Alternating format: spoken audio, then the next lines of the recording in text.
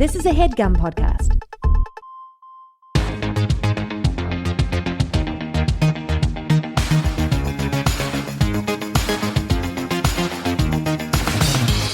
Hello, and welcome to Good One, a podcast about jokes.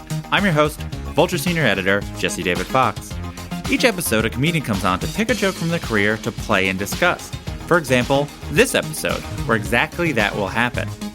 Our guest this week is Lil Rel Howery, who's maybe best known for his breakout role in Get Out, and also this past fall for co-creating and starring in the semi-autobiographical Fox sitcom Rel. We touched on both those projects, but the focus is Rel's stand-up. I love Rel's stand-up because a real sense of place. That place, of course, being the city he's from and started in, Chicago. But it's more than that. With his storytelling and how he inhabits the characters in his life, you get a full picture of his world. The story behind the joke you're about to hear is pretty special, so I want to let Rel tell it. But, just for some context, the version I'm about to play is from his 2010 appearance on Star's First Amendment stand-up series. One other note, the episode was recorded live at Vulturefest LA this past fall. So, here's Lil Rel in 2010, then Lil Rel and I and the people quietly watching the interview from 2018. Enjoy. No matter how crazy my parents are, I grew up with a 70s father. Some of y'all don't even know what that is.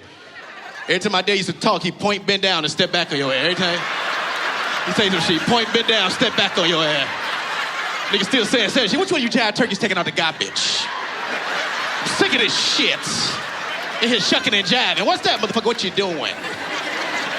Then my mama smoked cigarettes growing up. My mama was a cigarette smoker, man. I love my mama to the fullest, but she had the mom. Anybody grew up with the mama with the daddy voice? You know how hard that shit was? He'd be like, how you doing, mama? How you doing? And when you're a kid, you always begging your parents for shit. You know what I'm saying? When you're a little kid, you always bothering them. Mom, can I get some? Mama, can I have? I want. One time, my mama lost it. I think she just got tired of us begging her for shit. This is a true story. She had some shrimp fried rice, right? This really happened. And we in there begging and shit like, can I have? I want. She like, oh, can I have? I want. Can I have? I want. Can I have? I want. I can't have shit to myself.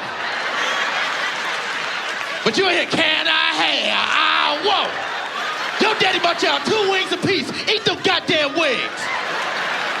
He bought me this fried rice for my anniversary. This is my anniversary fried rice. But you motherfuckers in here want some of my shit. Can I have? I want. Sick of this shit. Ain't did nan homework. But you in here back on fried rice. MSG in here. It will kill you. Shit, my mama sang in the choir, so that shit was hard. You argue with the choir, dude. Look here, I'm an alto. I'm not singing no goddamn tenor. You don't see no other women in that back row. And this is the 80s when they used to have the microphone set up in front of motherfuckers and shit. So you wouldn't even hear the rest of the choir. You hear my mama, Jesus, you're the center of my joy. People be in church, man. That dude can sing. That ain't no motherfucking dude. That's my wife, sucker. I will come kick your ass, turkey. What up, y'all? How y'all doing? Damn, I ain't seen that clip in a long time. Yeah, when we do this live, it's always interesting which are the comedians that like their own material and you were laughing it up. Because it's a true story. It's so fun. I haven't did that bit in years, too, and so it's fun to watch that. Yeah, you were just sort of like, oh, yeah, I remember that memory. I just look at the energy I had, too. I don't even have that type of energy right now. In 2018, I'm like, shit, I'm old as fuck. Before we get to the joke, I want to start a little behind, a little of your childhood to get a sense of how you got started in comedy. So you grew up in Chicago around a really big time for stand-up, specifically in the South Side. There's the club, All Jokes Aside, which was the seminal comedy club in the history of Chicago comedy and American comedy. Were you, you're still young, were you aware of those things? Yeah, the funny thing is NBC did one of those specials about All Jokes Aside, a news story. And honestly, I tried to go, I had a counselor at my school who David Burns, Mr. Burns. He thought I was funny. And I'm like, yo, could you take me to this comedy club to see if I can go up? The crazy thing is, by the time we decided to do that, the club was closed. So I was like, oh, okay, that was weird. You know what I mean? Like, you asking killed the.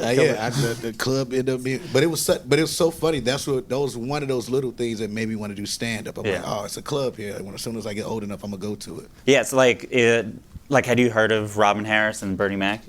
Huge Robin Harris fan, Bernie Mac, Martin, but Eddie Murphy's Delirious is what made me want to do stand up. That my homeboy was it's so funny because like we looked at it like this old thing, like, man, this old comedy special is great. And we watched Delirious, and it was just brilliant, man. Like just the way he acted out everything, and like he'll tell a story, he'll do each character in the story, which is why the way I format my stand up is based off the way Eddie Murphy formatted his. You have characters, but you're built in a story. Yeah, you set it up and then you just act it out. It was the first time you performed. It was. Some comedy was at a high school talent show. Was that this? Nah. It was so it wasn't stand up. I did a play in high school, and the teacher let me write all my funny stuff. And I guess the first big I went to a ghetto high school, so like they would heckle anybody. Like it'd be people that like trying to speak positive shit to us. Yeah. And like, man, shut the fuck up. We don't want to do shit. We're like, damn, all right. And so I was like nervous because I'm like, yo, if this is not funny, yo, like they gonna give it to me. And the first big laugh I got was from my peers. It was a rap after that, man. Like I just literally the teacher who directed it sent me a clip, which I haven't posted yet. I think I might post it soon, which is so crazy. I mean, little me, I'm like insanely skinny. I look like a different person every 3 years. You know what I mean? Like it's kind of weird. But I was just it's so funny watching that because that was my moment of like, oh, this is what I want to do for real.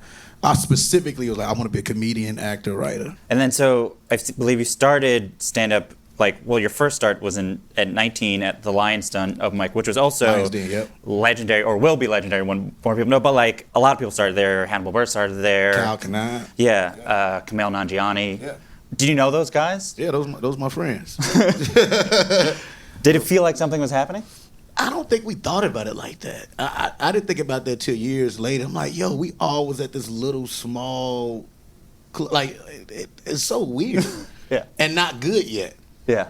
You know what I mean? Just telling these weird jokes to each other. Because it wasn't a real crowd there, which is funny. It wasn't even big enough to really get it. Like, when I had 6 friends come, like, oh, you packed the place out.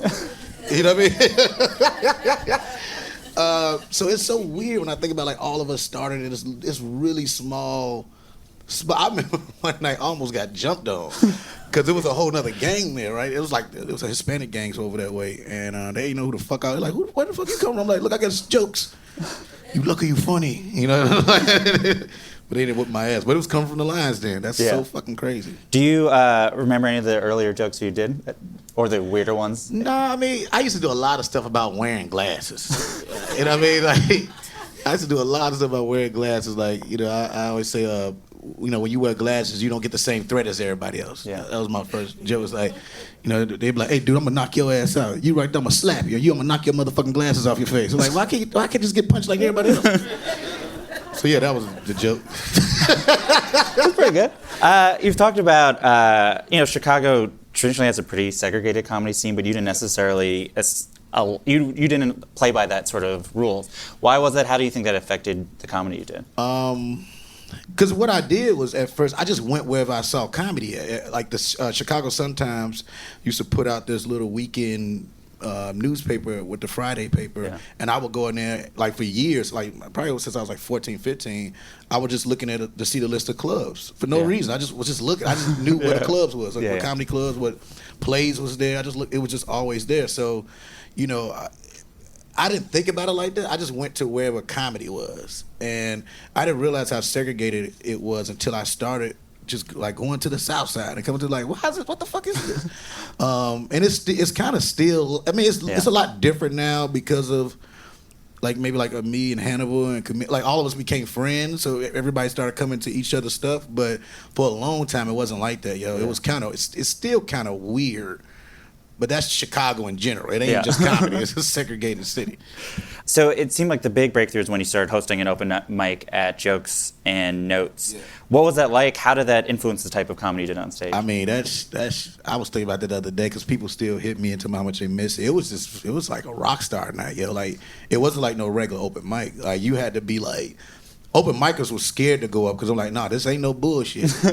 It's a real audience here. I packed it every week. It was like NFL players coming and like basketball players buying bottles and shit. Like it was like a club, because that's what I did too. Because I thought it was weird that comedians always promote the comedy shows at other comedy shows. What the fuck is that about? Like, so I started going to the clubs, and I used to have a comedy CD, and I would give it away for free. It'd be like a group of girls in the car. I'm like, yo, take this CD. I promise you I'm funny. If you think I'm funny, come to the show. Email me or hit me up. This is when MySpace was going on. Yeah. Message me on MySpace. But it was like it used to be a line around the corner every week for like 3 years straight. To see open mic. Because I was freestyling every week too. Yeah. So I didn't do anything twice. So everything that's on that RELevent special is the best of whatever I did. Yeah.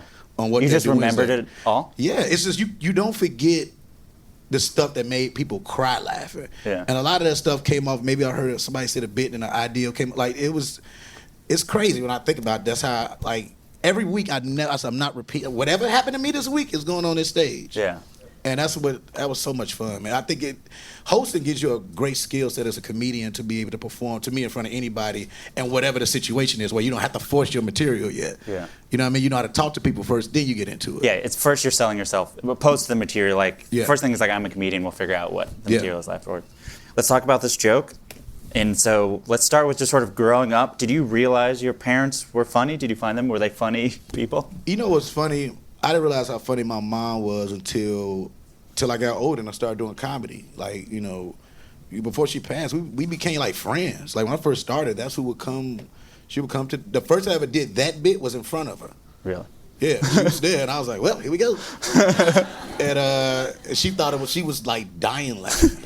You know what I mean? So, you know, which is weird too, because my kids now be doing like little, like it's so weird. Your kids do see you, and like, yeah, my son can really, they know when I'm mad. Like when you get mad, you start doing like this, like what? Like they pay attention to all the little things about you, and that's with her. That was the same thing. She was like funny, like, and it's crazy watching that bit. That's such a crazy. That's a personal. Yeah. Because I only did that joke. She passed in 2009. We did that in 2010. Me and my little brother was on the phone just talking about mom. He was like, yo, you remember that you remember she like, can I have I won't? Like, she used to say it all the fucking time. Can't have shit to myself. And and we was talking about, he was on, my brother's my muse, my little brother Matt. Yeah. He is my, like, I could just be having phone conversations with him, and I'm like, oh, I got to take that to the stage. That's funny. I forgot all about that. Yeah, because you both have memories. Then you can just use his memories, and he's not a comedian. Yeah, because it's both our memories combined. Like, oh yeah, and then like I always acted out. Like even just talking to him, like I be having him on the phone like in tears, like just random. I don't give a fuck if I'm talking about Russell Westbrook, whatever. He laughs at everything I do. So that bit was more comforting to us for me to do that on stage. In general, when you were starting out, did you ever think not to sort of talk about your family on stage? Like, oh, that's like I shouldn't be putting their business out. I don't know what I was scared of at first. I didn't do that at first. I was just trying to do bits. And then my roommates, Brian the Wildcat Smith and Michi Hall, was my comedians also, was my roommates. And I'll be telling these stories on road trips. And I'll be telling, like, we'll have a group of girls at the house. You know what I mean? I'm telling the story, the girls is laughing. They're like, dude, why you don't do any of this stuff on stage? Yeah. Like, fuck the jokes. Tell your stories, man. This stuff is funny. And one day, you know, somebody called you chicken. I was like, I ain't scared. And I went on stage, and it honestly changed, I think, my career and the way I would go about doing my material. Do you remember that first time that was really, you're like, oh, this is a completely different reaction? It was like I think it was on my birthday. I was at Riddle's Comedy Club. D. Ray Davis hosted it Sunday nights there, which that night was another like rock. Like that's why I got the hustle of comedy from, or just making a comedy show, like not just a comedy show, like it feel like a real thing. Because that's what he did on Sunday nights. I mean, like I think that's why I met Kanye for the first time. Was at his show. Everybody was there. Yeah. And it was like crazy packed. This dude would make all this money and come to LA. I think that's how he sponsored his Hollywood move. Was he'd come Sunday nights, make a killing, fly to LA. And but anyway, I think it was my birthday, and that was the first time I ever got $100. He gave me $100 for my birthday. I think he felt bad. First of all, years later, I know he made thousands of dollars. So him handing me $100 on my birthday for working 2 shows, he's like, oh, well, here you go. I'm like, thank you. I'm like, nah, wait a minute. That should have been more than that. But no, I did it that night, and I'll never forget when I got off stage. It was like, I remember like whatever jokes I was doing, I'm like, nope, I'm done. Never do it again. This is funnier. When you do characters, how do you approach sort of developing what you want them to sound like? What do you want them to act like? Your physicality of like, how do you sort of just develop that? I don't. I kind of just do it. Yeah. And that's why I said the open mic night, I was just doing stuff, you know. So like, there's so many bits I do. I've been doing a bit about my uncle, you know, going to Six Flags and, you know, him being cheap. Like, we made sandwiches. You know, it's just like, it's whatever that. It's almost like who's ever in my life I've seen and met, I figure out a way to implement. Like, even anytime you see me do a pastor, that's my uncle. He's a pastor. That is exactly him. That's his voice. Hey, man, who did the cadence, citizen, you know, and all that stuff. Like, that's him. So it's just like a weird, nerdy kid thing where I'm just like, I mean, maybe I'm creepy. I don't know. Like, people watch a lot. I go up by myself. I'll go to a club by myself just to watch people. And then just watch them talk, watch them do shit. Like, oh, that's funny. And like, I try to implement that in characters. So were you doing voices your whole life? Yeah, I mean, like I was doing like in high school. I used to do Robert Parrish. If you most people don't know that, yeah, the old Robert Parrish is an old basketball player who played way too long, and he played for the Bulls. I think his last time, but this gonna sound messed up. He used to sound like a slave, and he did this. It was this local karate place in Chicago. He did a commercial for it. It was the most insane thing I ever seen. And I started talking like him. Like, let me tell you this. I played for the Boston Celtics for years. And if you look up Robert Parrish, I'm not bullshit. I hate to say he sound like a slave, but he do. Yeah. And that's when I did him first, and I started doing Dennis Rodman. I did basketball players first. Yeah. So I did Dennis Rodman, like, sweet brother. You know, I did him. and then I did Michael Jordan. Like, look at elevate your game. You gotta play hard. You know, you gotta do what you gotta do. You know. So it was a weird thing. I was just into basketball, and that's what I impersonated. Is that what your parents sounded like? Yeah, my mama's voice was raspy, man. It's so many stories, because we got that one, you know, the cat story, as they say, when the cat died, and that whole thing. It's just... Wait, what's that story for those? I mean, because I'm saving it for the special. Oh, got it. But, you know, it's a true story. The cat had a stroke. I'm just being bullshit. Because I think she smoked around him too much and fucked him up. But he just died one day while I was playing the video game. And all of us were scared to tell her that her cat died. You know what I mean? I tell my dad, he's like, look, that's your mama. This is my wife. But that's your mama. You tell her. You know what I mean? Like, fuck. So it's a whole thing. But it's a really funny bit. I don't want to, You don't spoil it. I don't want to spoil it. But and that's what your dad sounded like? My dad was like, yeah, he still sound like that. Because now he's older now, and you know, like older. Like, you know, when people get older, they just start telling you these new stories and shit. Apparently, he said he killed somebody. I don't know. We don't know if it's true. He keep bringing this shit up. Like, motherfucker, I stabbed the shit out that motherfucker. What the fuck? Stop telling people this story. He's telling it to everybody. Like, you know what I mean? It's like, man, I hope you ain't murdered nobody, man. But he been just telling these stories of like, what the fuck is he talking about? Which is interesting, too, because now, you know, just you end up humanizing your parents. Yeah. With my dad, because we got to take care of him now, pretty much. And my mom used to complain about certain shit, and we didn't understand. Like, why you picking on Dad? But now we like, oh, yeah, we get it.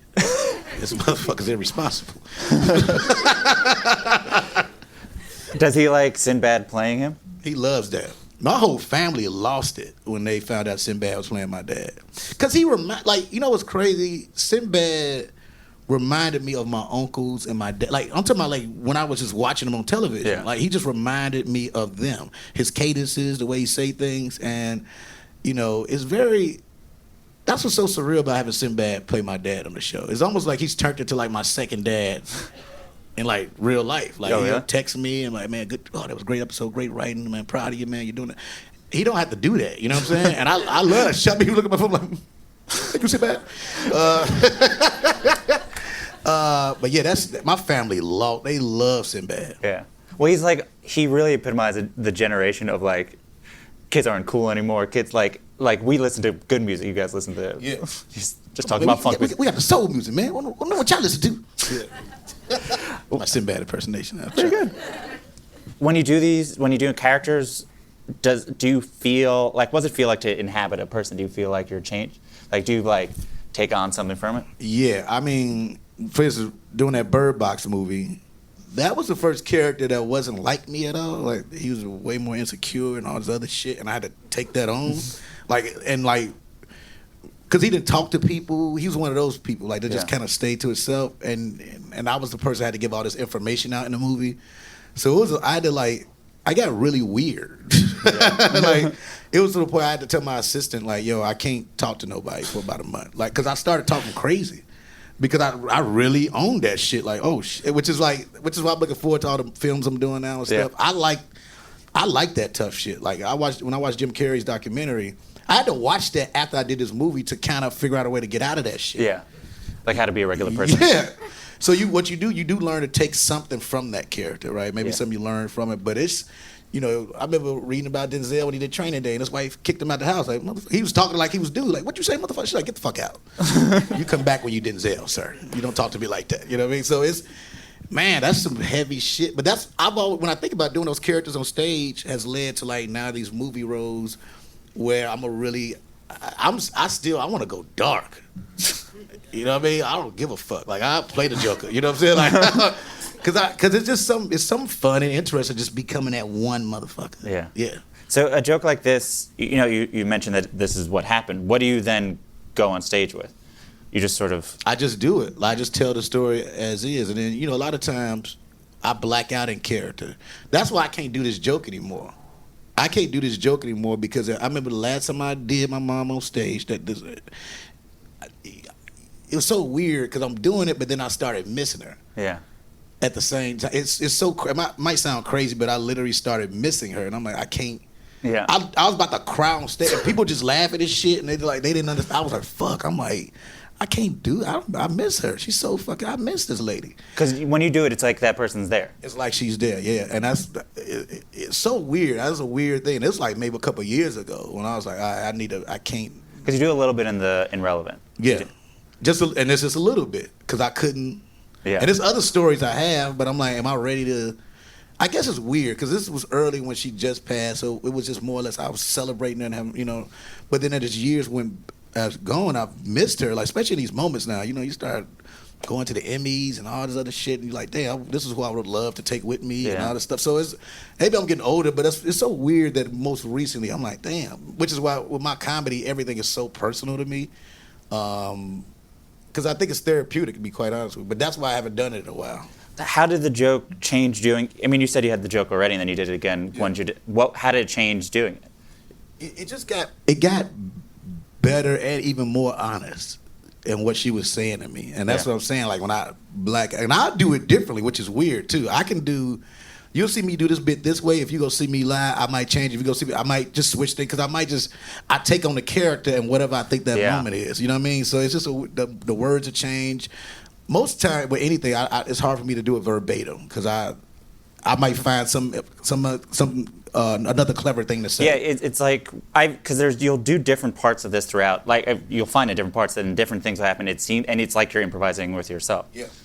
How did sort of doing stand-up help in sort of the mourning process? Like, were you able to do after your mom passed? Yeah, I mean, it's so weird because I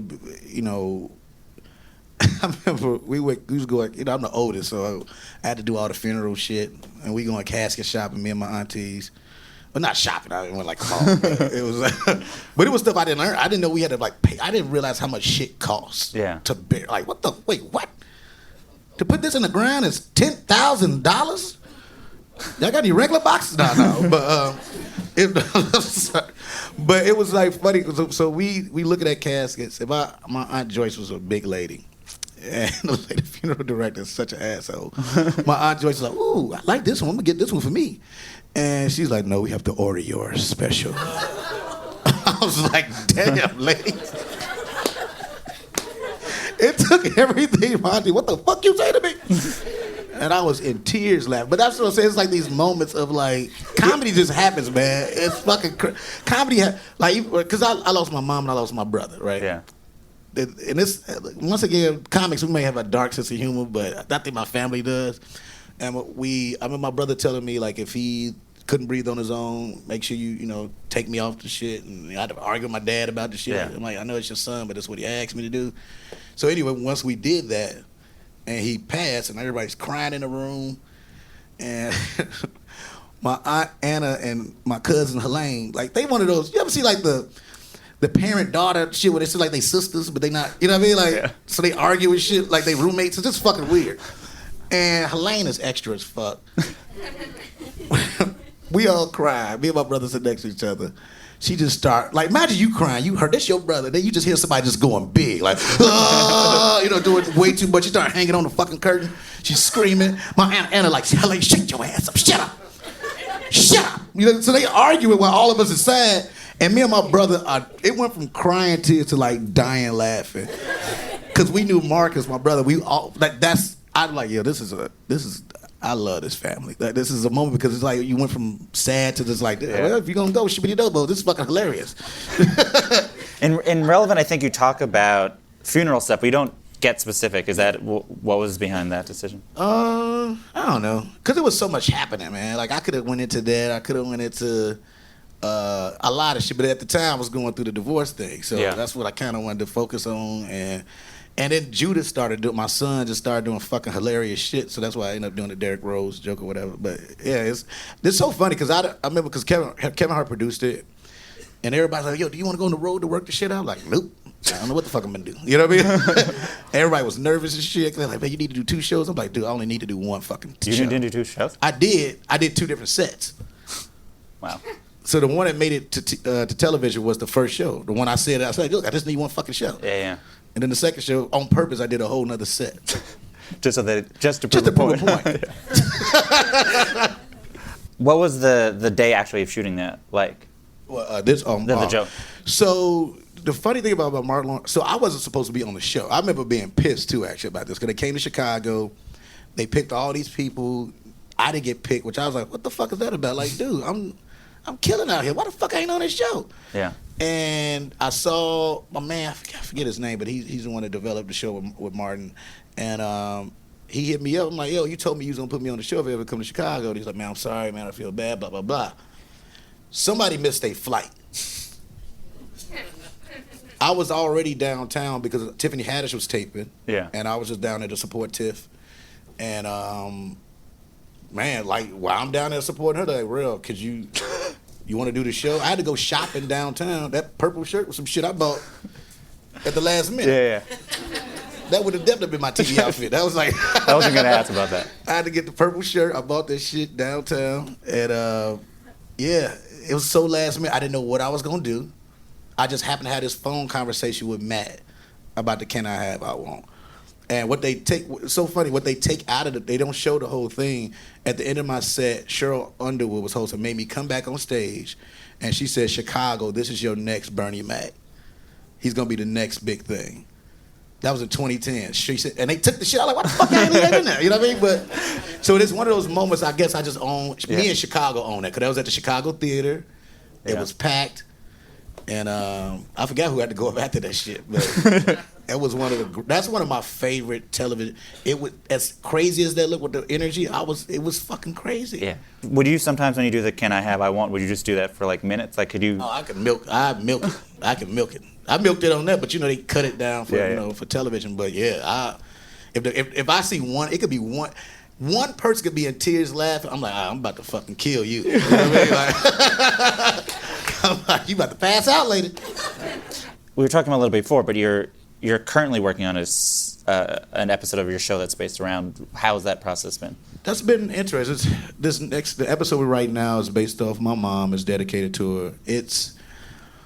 So one of my favorite episodes of television is My Name is Alex on Family Ties, where he did basically that play, man. Michael J. Fox, it was just brilliant. That made me want to be an actor, actually, that episode, where he ended up, like, his friend got killed from a drunk driver. He was dealing with that. And it was just brilliant the way that was done. And that's kind of in the vein what I'm doing with this particular episode.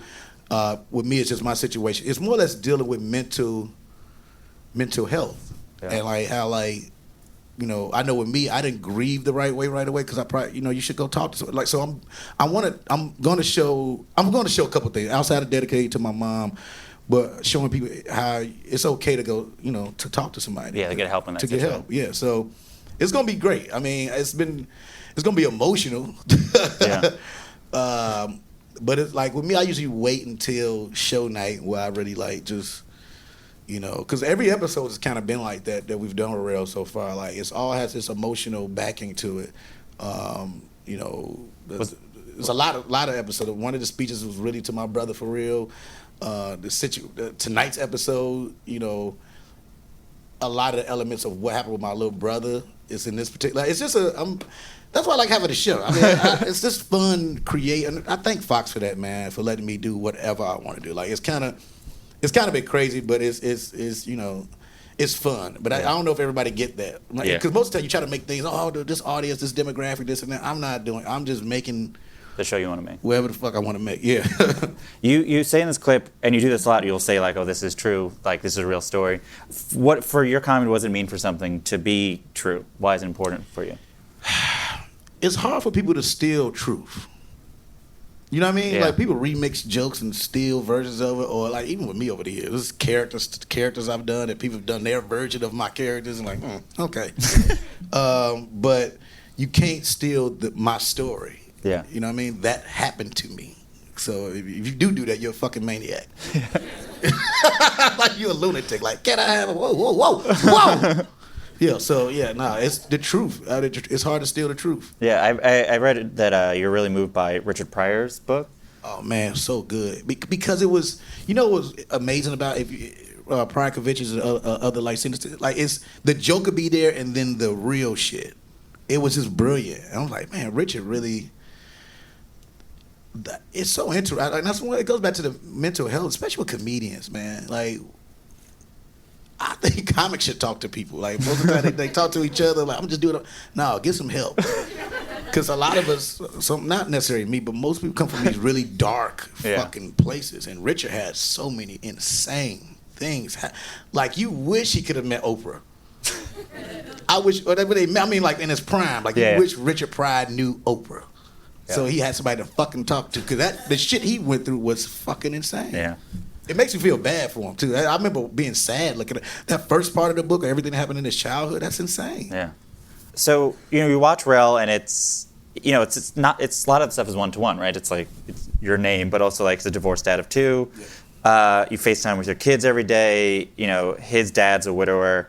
His brother just got out of prison. His best friend, I believe, is based on Tiffany Haddish. Yeah, and that's another thing too. Everybody was mad at me first, like, why he got to be out of jail? Like, because that's what happened. Like, I can't like.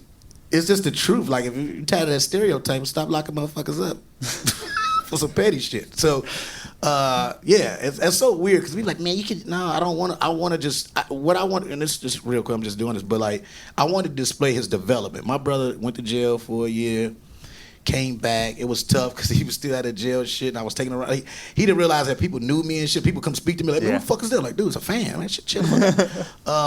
But to watch who he is now, I just went to his wedding a few months ago. He had what the fuck we was overseas somewhere. Beautiful wife, beautiful kid, great job. Yeah. I saw him develop, and I wanted to show that on the show as he develops, which we did one of the episodes when you see Nat develop. But it's just I wanted to show that because it's been situations where cats have got out and they couldn't get it together or didn't have the right support system or whatever. But my brother, we supported him right because I felt bad. I felt like, what the fuck he doing in jail? Like, who the fuck was you running with? But I was focused on comedy.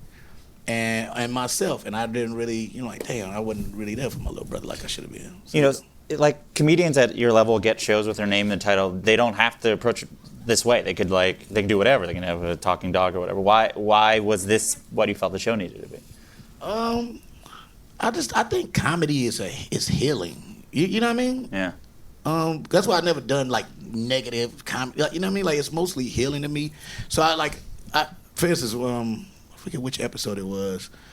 One of the episodes, I just got so many messages from people thanking me for like talking about certain things and like, yo, it's funny, but I appreciate you, not being afraid, to give advice in a way. That's what I'm doing. Like giving advice how to get through certain things. You know what I mean? And sometimes I'm just making a point. Even with the Halloween episode, look, either you loved it or you hated my guts. It wasn't like, but I wanted people to understand we did this crazy ass episode, you know, because I just think black artists should be able to do what they want to do. Like, you know, we always got to be so fucking serious. We should be able to make weird shit and nobody think it's a big damn deal. So, it's like an episode in defense of black mediocrity. Yeah. Black mediocrity. Yeah, that's what I'm saying. It's like, so what? You should be able to do what the fuck you want to do. We should get the same opportunity. Give me millions of dollars to make some dumb shit. Yeah. The thing that I've always loved about your stand-up is how you depict Chicago. But before we talk about it, I wanted to play a clip from your special RELevent that also gets brought up with Rel, which it's always one of my favorite bits of yours. So can you play that clip? I ain't feel good of you in Chicago, man. I've been trying to do like, you know, stuff because I'm back home just to feel it, but then you be like, no, maybe I shouldn't do that. Like I ended up getting on the bus.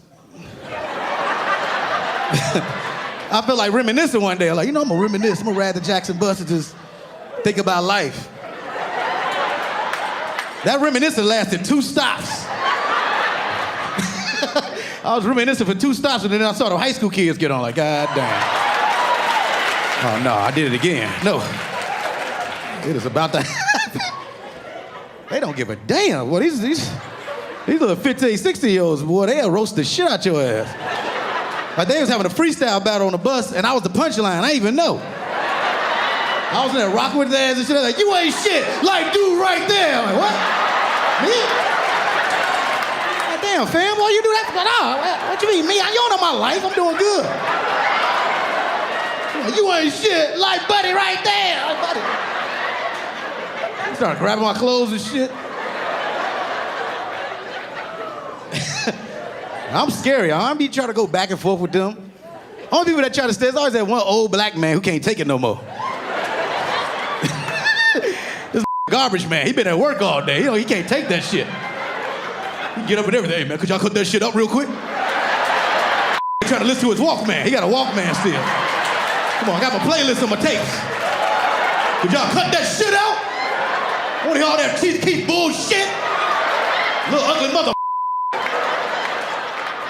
They turn around, they just get the roast of his ass. He just looks straight ahead.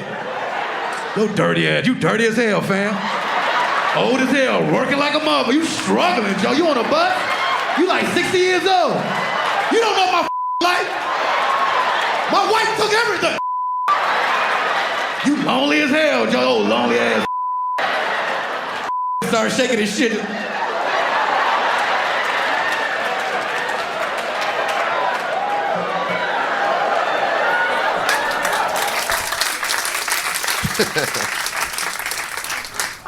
That's so weird. I watch myself like it's not me sometimes, because this is funny. This is the thing about the old dude. He just pissed off.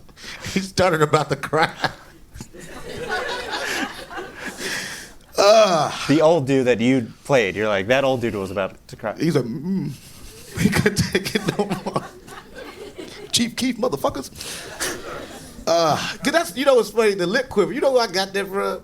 It's David Allen Greer, man. That motherfucker, every like little thing he do, like the little shakes and shit you do in living color, like, that's why I got that. That's when I started. I try to perfect that shit from watching David. Oh, really? I told David that shit. I don't think he believed me, but I'm gonna do it. That's why I get out here. He's so good at that shit. What is it about Chicago that you just love doing material about? Cause everybody else talk about their city. Like I was talking about. Like you go to New York. New Yorkers, I didn't even know what a bodega was, but I heard it a million times in bits. You know what I'm saying? So it's like everybody else from wherever they're from, they mind talking about where they grew up at. I was like, fuck that.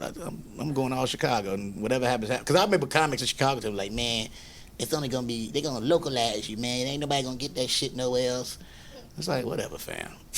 You know what I mean? And I'm glad I didn't take that advice. You've talked about early in your career, you heard, I guess it's Jamie Foxx's manager say something about like focus on Chicago, making it in Chicago, and then sort of build yourself from there. Yeah. You know, what did that mean? How did it actually end up working? Like sort of by focusing on Chicago, not worrying about the big things? Well, a couple of things. First of all, I ended up making money. And like a lot of my friends who came straight here, like, they struggle hard. And I'm like, fuck that. You know what I mean? And also it taught me to be I became a self-promoter. Like I didn't even mess with promoters no more at some point in Chicago. I got every dime at my show, at the door, everything. And I spent my own money. I reinvested all my money back into me.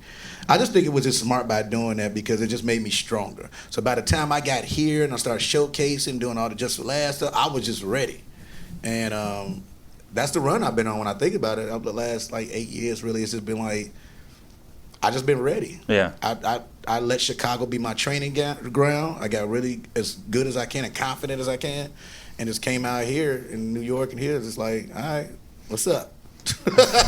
What does it mean to you to be a Chicago comedian? It means a lot, just because Bernie. Think about somebody like Bernie Mac, for instance. Just to be a part of that group to me is, there's a list of comedians from Chicago who had a show, who has this.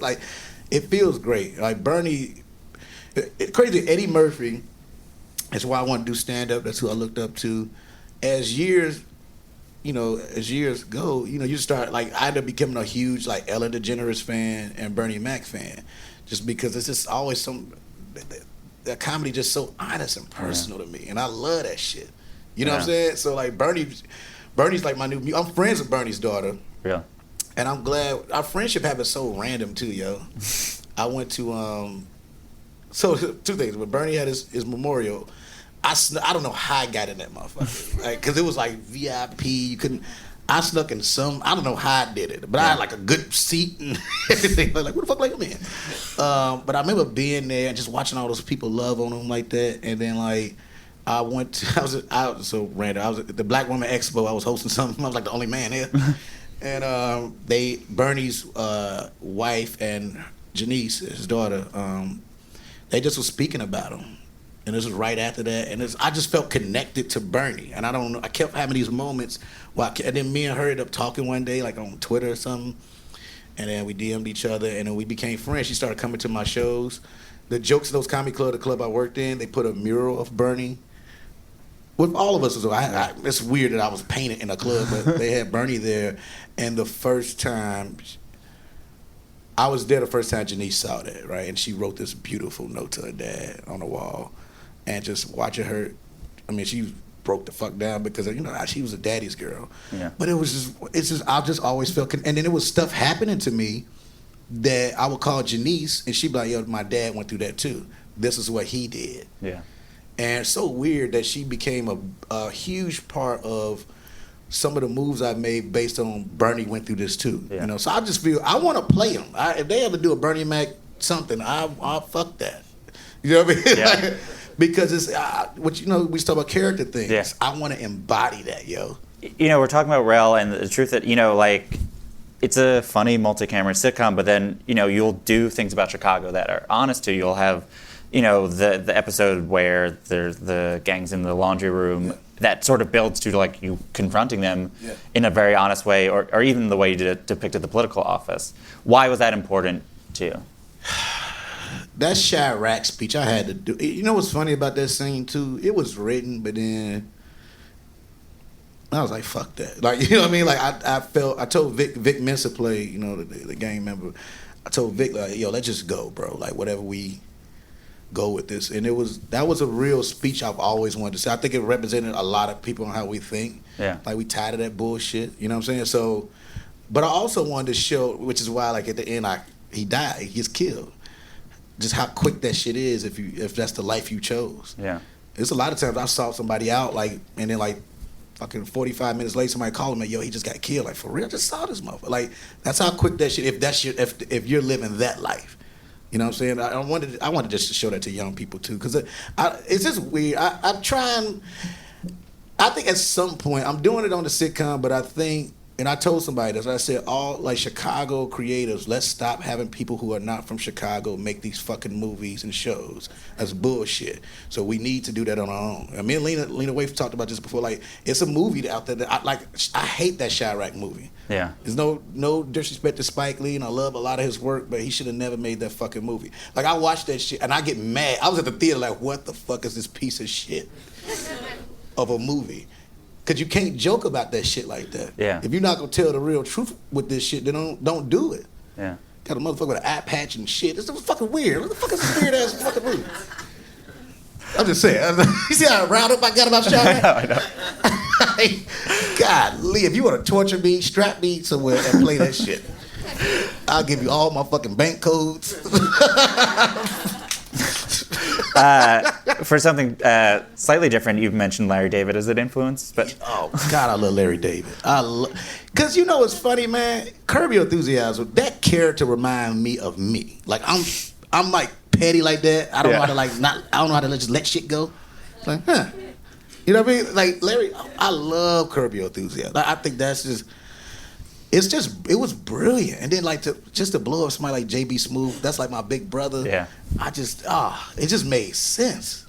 You know what I'm saying? It's just one of the funny, it's one of the shows I didn't even think I was gonna like. That's like with Seinfeld. I didn't watch Seinfeld until it was syndicated. Yeah.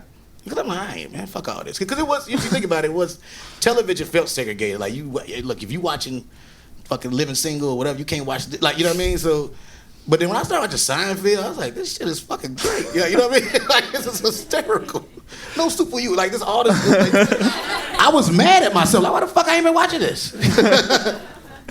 So the first time I interviewed you was right after Get Out came out, and you were saying it's like you're thinking about flying just anywhere and then flying right back. Yeah. I imagine you've flown since. Yes. How has the TSA reacted? You know, and almost 2 years since. How are they still? You know what's funny? I do legit get special treatment. I can honestly say that they are really nice to me. If they see me in line or see, like, they always look out and shit. I get a lot of thank yous for like making us look normal because people hate it. Yeah. But then when you think about it, I remember even playing a TSA agent. I thought about like, damn, like they are in charge of making sure they just doing their fucking job. Like, not trying to irritate us. Yeah. I know it come off that way like this motherfucker just want to ruin my day. No, he's just doing his job. You know what I mean? Which has got to be annoying to them, especially like, you know.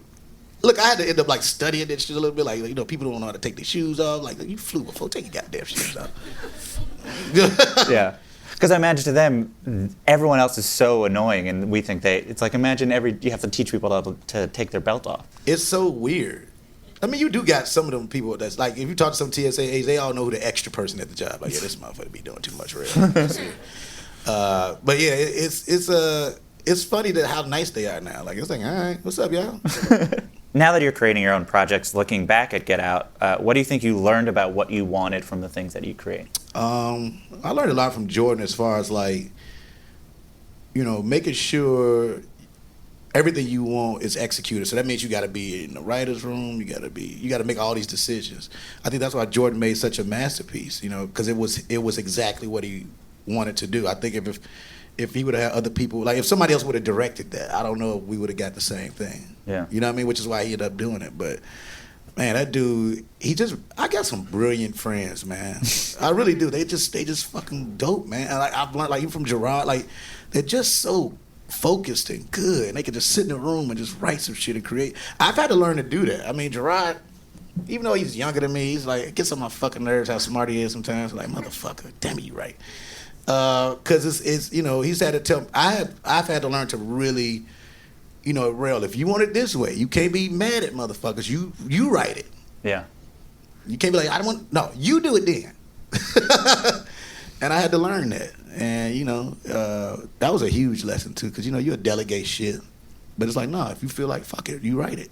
Yeah, you kind of hope that it will work, and then you're like, oh, it's not gonna work that way. Yeah, you learn to, and I've gotten so much better as a writer. I just got good writing friends, man. I look forward to this even when I start writing these films too, and producing more too. I don't always want to be in front of the camera. I mean, this shit, nah, this is too much. You know what I mean? I can't wait. I'm just chilling. And you were, we were talking about before. You like work made by people who like the medium, the genre that they're making. Yes. Yeah, I love, because that's what made Get Out work. Jordan Peele is a horror fan. He's a real fan of the genre, and he's a fan of comedy, which is why he was able to create a character like mine for the movie, and it wasn't silly. Yeah. You know, the comedy is him just being honest, like, man, get the fuck out of there. Like, all he was the audience.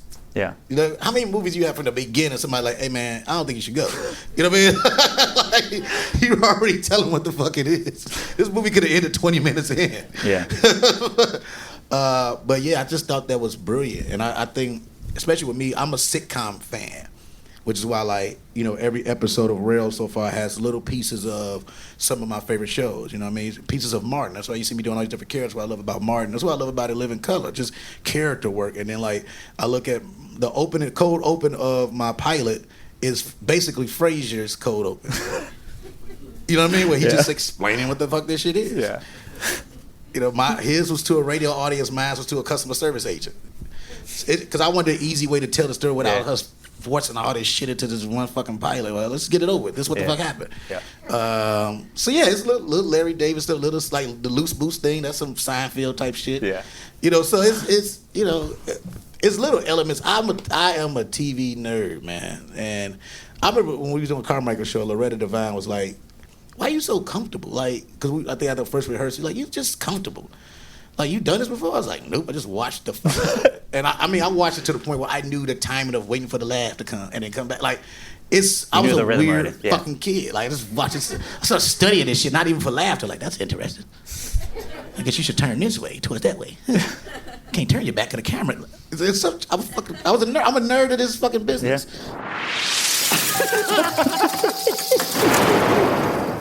So that sound. I don't know why. What is that? Yeah, no, it's terrible. So it's too late now, though. So that sound means it's time for the final segment, which is a laughing round. But so it's like a lightning round, but because it's comedy, it's a laughing round. Okay. Yeah, I think it makes sense. Is there a joke that you wish you could like steal? Essentially, like not that anyone would know. It's like sort of it would be in your act forever. Like you would like crane. I mean, fucking Aunt Bunny, man. Eddie Murphy, the bit he do about his auntie falling down the stairs. God damn, man. Oh, but shoot, you know, like it's so. You know what? This is when you know it's a good joke, when you don't have to see a motherfucker do it. You understand what I'm saying? You could just hear it, and when I tell you, I don't care how many times I've seen that bit, it makes me laugh so hard. It's just Eddie Murphy's fucking great, man. I wish he would come back. Shit. I would pay thousands to see that dude. I heard he's still like hysterical. Like, people say like he's still like the funniest motherfucker. Like it'd be a room full of comics. Eddie's still funnier than everybody. And the main thing that you hear that he watches every special. He watch all that shit. He watch all the movies. That's what the thing. I don't want to like meet him like on some professional. I just want to sit down and rap with this dude. And I think he's the only motherfucker I don't know. Yeah. Eddie Murphy's the only person that I wanted to meet that I ain't met yet. I know Chris Rock called me out the blue after watching RELevent. Called me out the blue. It was on my day off and shit. And he was like, "It is Lil Rel." I'm like, "Who the fuck is this?" It's Chris Rock. I'm like, "No, the fuck it ain't." And I hung up. Because I thought it was Jermaine. Jermaine Fowler be playing around and shit. So I thought he was fucking with me. He's like, "Okay, man, I ain't gonna call twice. It's me." You know, I'm like, oh shit, all right. How did fucking get my number? Kevin Hart gave it to me. And that's a true story. And we just talked about he broke down my special. And I remember having it on speakerphone, and as if I could be real, I was taking a shit. So it was like, listen to Chris Rock. Like, I mean, the bit you do about the bus, oh, that's brilliant. He's like, oh shit, you remind me of Bernie. And that's what he said. Yeah. It ain't that you sound like it, you just got that energy. And I was like, damn, all right. He didn't know what the fuck I had going on. He I was like, look, if you need some help with something, like I'm in this movie called Get Out, coming out soon. I'm thinking, it's pretty good. Oh, that's nice.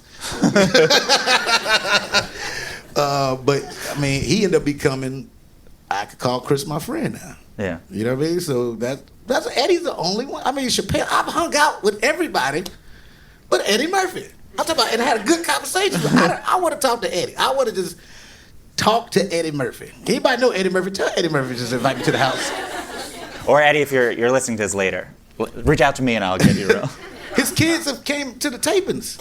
Oh, should ask them. I would have asked them about their daddy. That's weird. Hey, Miles, can I come to the house? Bigger dad. Is your daddy here? Hey, I feel like you got a big house, you got to yell at this shit. I was asked to ask about the origins of your catchphrase, which is... Shibidi Dobos? Yeah. Okay, so I started doing it to impress my kids. Let me tell you what.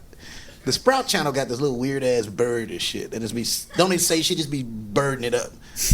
And they just thought that shit was so funny, and I was so jealous. I was like, he's not saying shit. Fucking weird ass bird. Yeah. So I was like, well, shibbity doubles, and they started laughing, and then I just started using it all the fucking time. So that was in my that's how I talk. Like, hey man, I'd be like, what's going on there? Shibbity. It's almost my yada yada yada. So, well, shibbity doubles. Do you know any jokes, like street jokes? Yeah, I mean, my favorite joke like that, and I got this at camp. I was like 12. I don't even want to tell it because It's all right. I mean, it's an old joke. It's a kid named Johnny Fuck Hour. It was a funny shit. The teacher was like, okay, she go. I don't even remember the whole joke because I told her I was like 12. Like, oh, this is funny shit. I remember that being the funniest shit I've ever heard in my fucking life. Like, yo, you a brilliant kid, man. You need to do comedy. Johnny Fuck Hour, fam. So it was a kid named Johnny Fuck Hour, and the teacher was going through the list of who all in there. Like, Williams, Jackson, Fuck Hour. Is there a Fuck Hour in here? This little boy stood up, man, we don't even get a cookie break.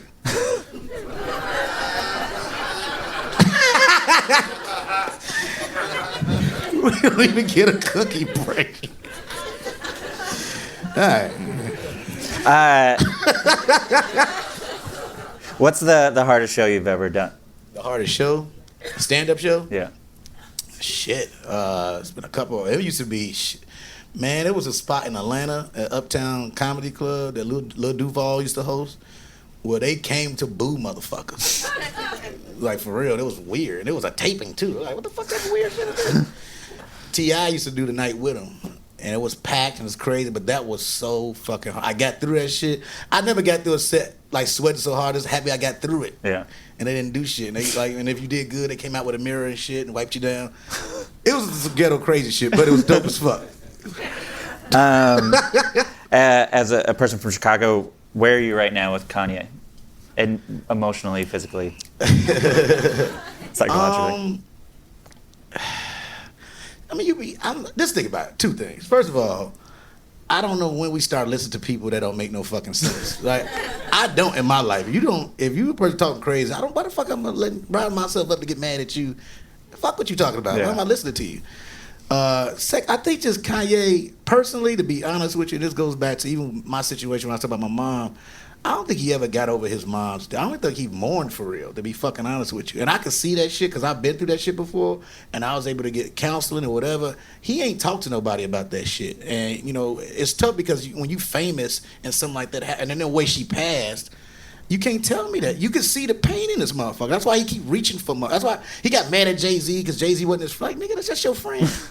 He ain't your fucking daddy, nigga. Yeah. Like, chill. But so, I got real ghetto with you, but it's one of those things like, bro, like, and then like he stopped talking to people that was really around him for real. Like, we all know, you know what I mean? Yeah. So it's just like, it's on to the point now everybody like, man, I don't know. And I think he shouldn't talk through your music. That's the only way you can explain yourself. Talk through the songs. Don't say shit regular. You know what I mean? Just talk to the music. Yeah. Because he don't know what the fuck, he just be saying shit. Like, did you hear what the fuck you said? Slavery was a choice? What the fuck is wrong with you? Because the thing about, I almost get where he was going with it, but he doesn't know how to say shit. Yeah. You know what I'm saying? Yeah. So it's like, dude, just talk through the songs. And but still, yeah, it's so hard too because I'm a huge Kanye fan. And this is so funny you asked me because I've been thinking about this the last 2 days actually, because I don't want to listen to his fucking music no more. It's just I'm like, who the fuck are you, bro? Like you're hurting more than you helping. Shut the fuck up. And because he got a good heart. You know what I mean? Yeah. But like, even just trusting Donald Trump now, you're like, oh, I don't feel like he used. You just figuring that shit the fuck out. Sorry. Can you do an impression of yourself? Can I do an impression of myself? Yeah. Huh. How do you impress yourself? Well, shibbity doubles. Lil Rel, thank you so much. Have a good Vulturefest. Thank you.